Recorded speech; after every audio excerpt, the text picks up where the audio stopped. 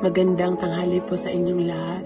Ako po si Rosalie Vicente Hagiwara. Ako po ay pinanganak sa San Juan, Metro Manila.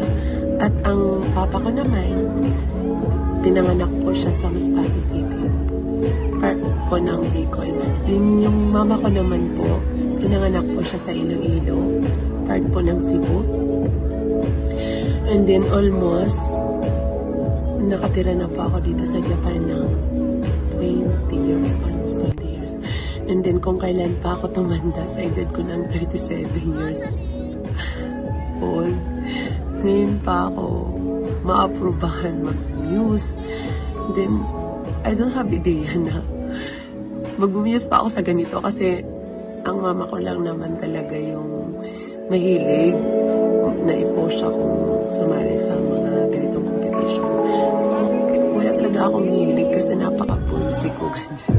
So, I'm really thankful God and I'm really thankful kay Ate Marikel, Manager Donna, and then Manager Marikel, Manager Marical. So, actually, nalilito ako sa mga pangalan nila. So, ayun nga po, thank you dahil pag-post sa akin na sumali dito. Then especially si Miss Me Skincare. Siya talaga, lagi akong hinahanap pag nawalan.